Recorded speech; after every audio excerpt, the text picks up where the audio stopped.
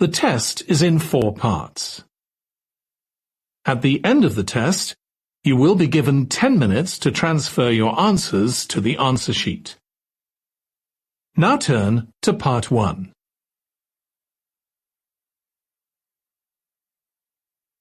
Part 1. You will hear a conversation between an international student and the accommodation department. You have 30 seconds to look at questions 1 to 3.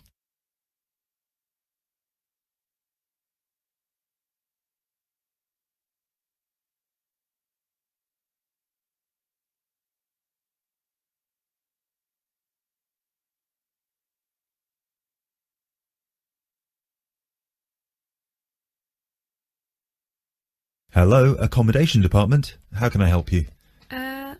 Do you look after accommodation for international students? Yes, we look after accommodation for all the students. Good. I hope you can help me then. I've only just been accepted onto a postgraduate course, and I want to know if there is any accommodation available from this September. I know it's very short notice.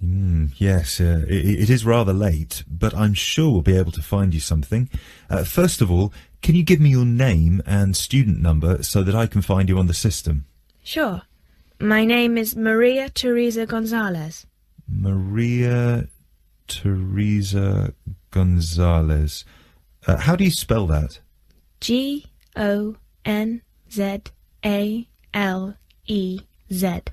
Thank you. Got it. And your student number, please? SHU 300715PG. SHU 300715PG. Ah, here you are. Department of Modern Languages. Yes, that's me.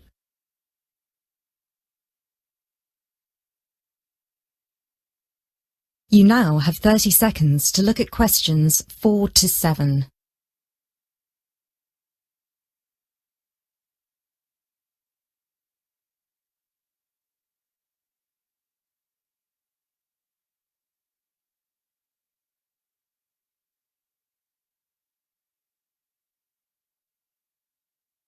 Okay, now there are several options for postgraduate students. Firstly, there is the Trigon. This is a new block near to the station and not far from the main campus. Accommodation is what we call cluster accommodation. What does that mean? There's a small group of rooms, usually 6, each with its own bathroom clustered around a lounge kitchen area which is shared. Oh, I see. That sounds good. They are very popular. The price for these is £99 per week, and we do have some availability left. However, for postgraduate students, there are other options. And what are they? There's another apartment block called The Cube, located near the west gate of the campus. Accommodation there is in 1 or 2 bedroom self-contained flats.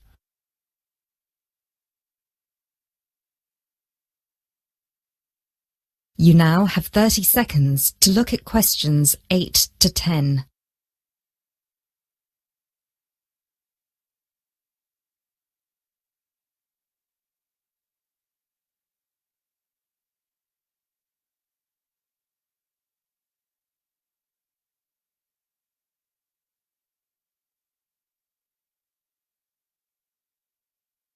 So, the cube is self-contained?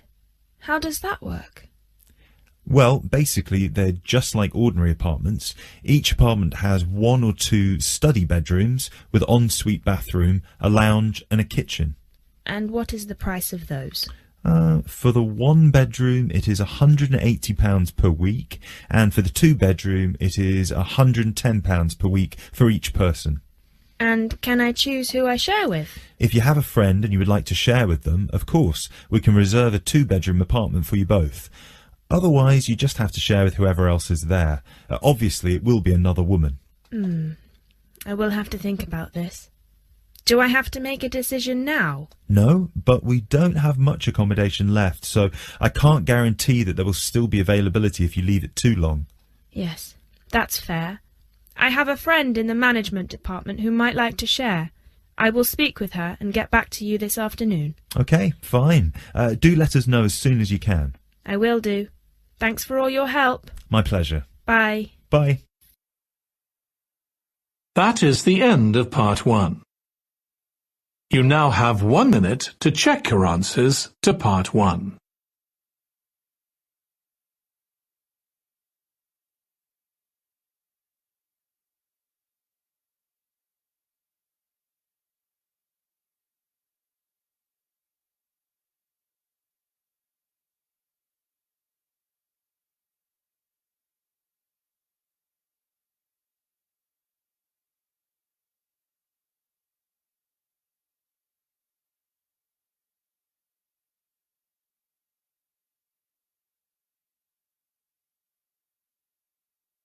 Part 2. You will hear a speech given by the head of a company to some new employees. You have 30 seconds to look at questions 11 to 16.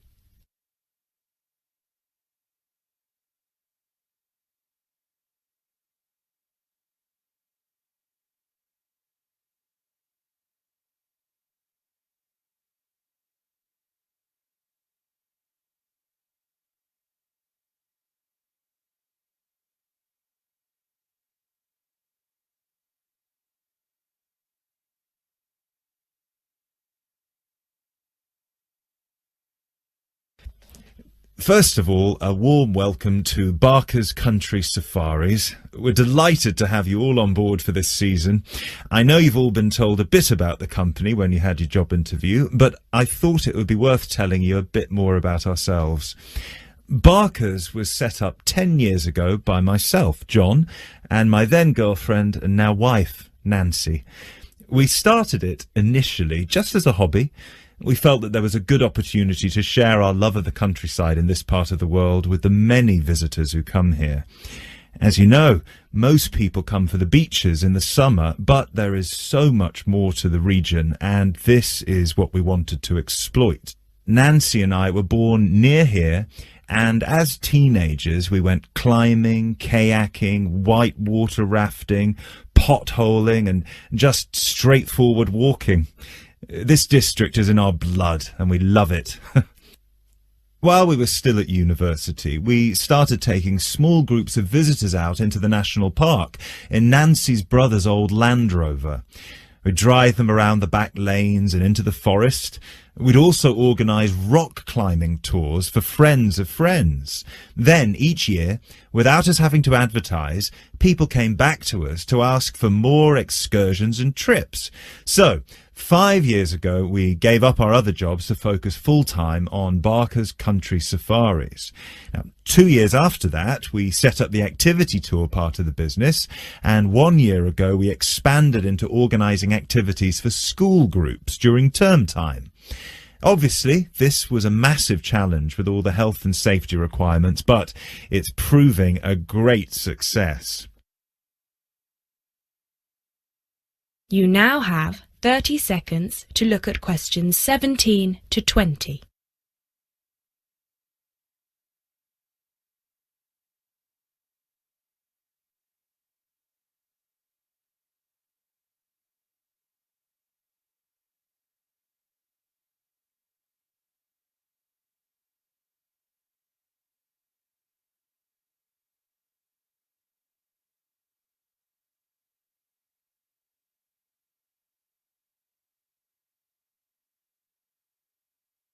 Anyway, we'll certainly not be dealing with school parties during the summer holidays. Our clients for the next 3 months are mostly family parties or groups of friends, and I'd like to talk a bit now about the tours we offer and what your responsibilities will be. Our most popular excursion is the Woodland Tour and Trail. Now, often this is sold out and we have all of our 10 jeeps in convoy with 8 people in each jeep. It's a lot of fun. These tours really offer a taster of what we can provide. So as both driver and guide, it is important that you do a good job here so they come back for the bigger tours. I will talk about the commission package later. As the summer days are so long, we have 3 tours each day, but you will not be expected to work on more than 2 of them. Morning tours start at 8 a.m. and go to midday. Afternoon tours are from 2 p.m. to 6 p.m. and then evening ones 7 p.m. to 11 p.m. All the tours follow the same route, and you should have made yourselves familiar with all the key information.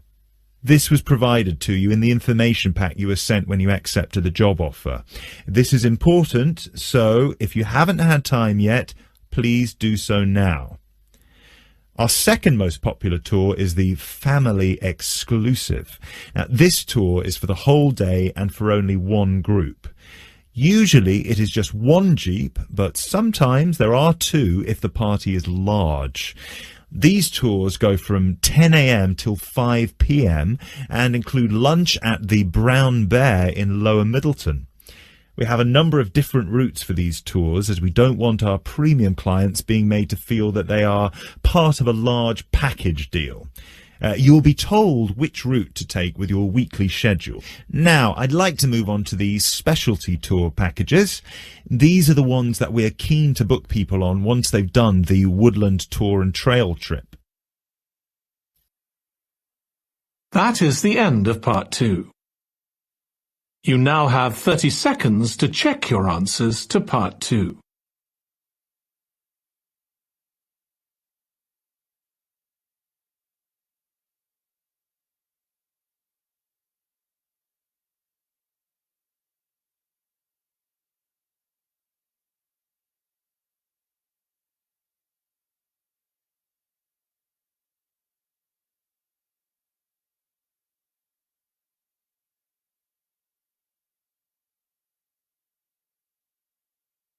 Part 3.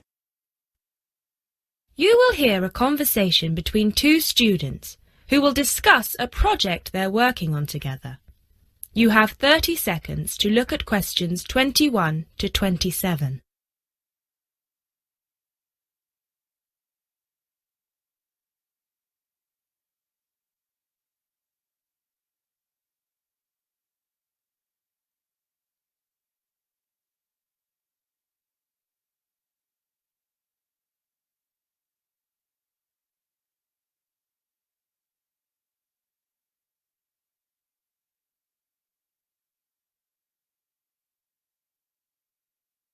Hey Jess, glad you could make it. We've got a lot to discuss. Hi, Matt. Yes, sorry I'm a bit late. I did bring all my notes with me. Yes, me too. Where shall we start? Well, I think it would be a good idea to clarify our objectives just one more time. Yes, good idea. Okay, here we are. We need to record, photograph, and identify the plant species in 10 1-square-meter plots. Does it say anything about where these plots should be and how they should be laid out? Ah, here it is. It says that all the plots need to be no more than 10 meters apart. And how do we choose them? Ah, this is the fun part. I remember this. Here we are. Make a 1-meter square frame using bamboo sticks available from the department stores. Yes, we've already done that. I know, I'm just reading the whole section. Okay. One person stands roughly in the middle of the chosen area and throws the frame. The other person uses a tape to mark out the square where the frame landed and returns frame to thrower. The thrower then turns a few degrees on the spot and throws again. The thrower must turn slightly after each throw and vary the force of the throw until after the 10th throw they are pointing in almost the same direction as the first. That sounds a bit complicated. That's only because it's all in writing. It's just a simple throw, turn, throw, turn, throw, turn until we have 10 squares. And I guess you want to do the throwing. Well, if you don't mind. I'm sure you'll be more accurate at marking the squares. Yes, I am sure I am, and I'm sure you've got a stronger throwing arm.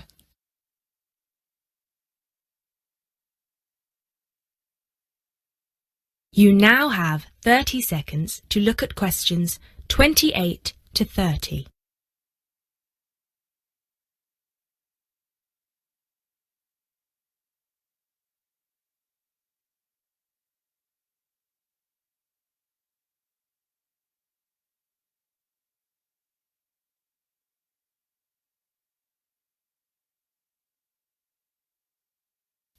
Okay, good. We've got that sorted. Now we need to decide where to go. Yes, I've been thinking about that and I've brought the map. Ah, well done. I forgot mine. Now, I've identified 3 possible locations, but they've all got some disadvantages. Okay, fire away. Well, the area around this lowland marsh could be interesting. There'll be a lot of interesting water plants here. Looks good, but what's the problem? Mainly that it's already a designated nature reserve, and I think there's already been a lot of research done here. Ah, I see. Well, I'd rather do something that's new and can be useful. I agree. That's why I identified this area further west. See, here, behind the beach. Oh yes, I see. That area there, where it's flat, but quite high. Exactly. If you look a bit further inland, you'll see that there are hills which will protect that area from strong north winds. I see. Excellent. But what's the problem? Just that it may not be very interesting. We know that the geology there is not conducive to a wide variety of plants. I agree. So what's your last idea? Well, I think this one is a bit of a winner, although I did want to show you the other 2. Look up here, on the north coast. Where? See this bay? Well, I know that there's been quite a lot of studies done here, but a bit further to the east, behind this headland. No one has ever looked at that. Well, I certainly couldn't see any studies. That is interesting. And the plant life could be a bit different because of the shelter from the wind the headland provides. Exactly. Brilliant, Jessica. That's a great idea. We'll go there. Thanks. Now all we have to decide is when is a good time. That is the end of part 3. You now have 30 seconds to check your answers to part 3.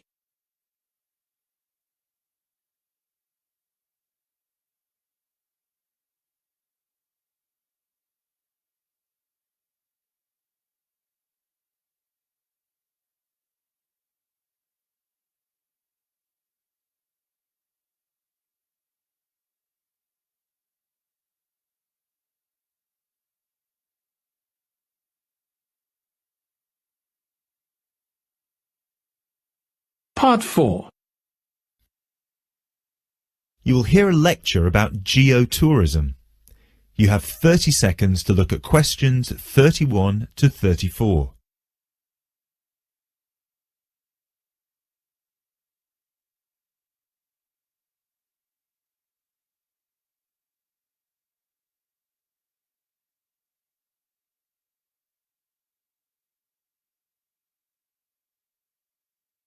Now, I'd like to move on to talk about something called geotourism.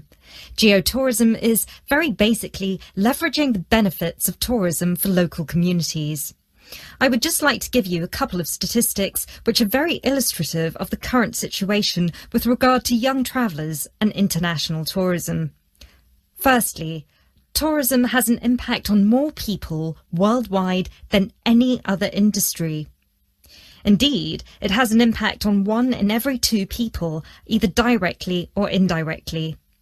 The second statistic is that in global tourism, there is a 97% economic leakage. This means that if you spend £100 on going on holiday, normally only £3 of that money will actually reach the people who are giving you the services and the accommodation, for example, in the destination. If you put these 2 figures together, you can understand why some of the regions of the world which have very high levels of tourism still have very high levels of poverty and huge developmental challenges. These countries have this massive industry demanding a huge number of services, but they are not seeing a fair reward for these services. Geotourism is about changing this.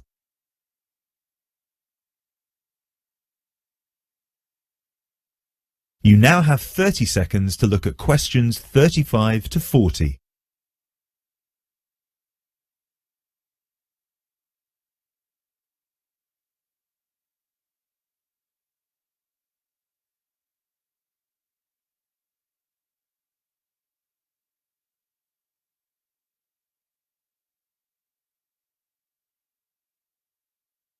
Projects are now being developed with financial organisations such as the World Bank.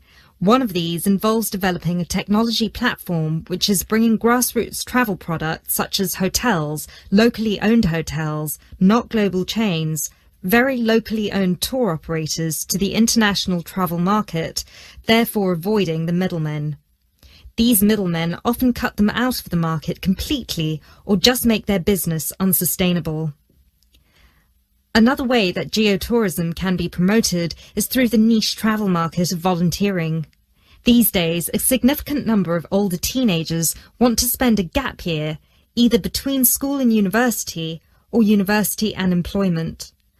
Often, these people want to spend some or all of their year volunteering, but they either don't have the money or don't feel inclined to pay the main volunteering organisation businesses the fee they require, which can be as high as £3,500. What they are looking for is an organisation who can connect them with people on the ground, who can suggest worthwhile local projects. So, this is a real win-win scenario.